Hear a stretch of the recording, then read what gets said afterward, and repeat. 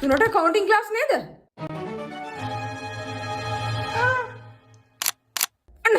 අනේ අපේ හිච්ච කාමරේට දුවලා ගිහි ක්ලාස් එකට ජොයින් වෙනවා. මෙහෙම කතන්දරයක් දන්නේ නැති හිච්චගේ තාත්තා කාමරේ දොර ගාවට එනවා. හිච්චා අද වොෂ්රූම් ගියාද?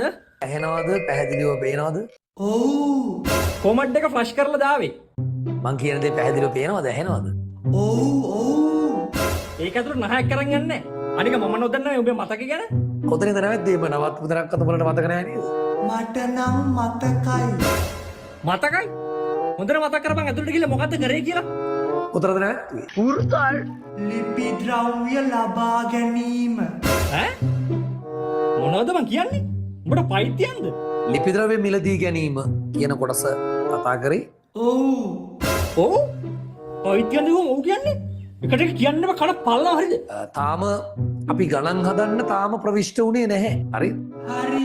හරි තමයි. මේ ලෝකයකෝ අවංකව ළමයෙක්ගේ සාර්ථකත්වයක් දකින්න මහන්සිනේ තුන්ගොල්ලයි. අම්මයි තාත්තයි ගුරුවරු. ඒ තුන්ගොල්ලන්ට ගරු කරන්න පුරුදු වෙනවා. ඕක නෙවෙයිනේ තුන. ඈ? උඹ වෙනවදක මට උගන්වන්න? ගියාම බලන්න තව කවුද එහෙනම් ළමයෙක්ගේ සාර්ථකත්වයට මහන්සි වෙන්නේ කියලා? බැංකු ණය. බැංකු ණය? හිච්චා ඔබ මාව විහිළුවකට ගත්තද? ආයක තුනද? ඔව්. ඔව්. මට බෑ ඩැඩි. පියතුමනි. Vagabundo.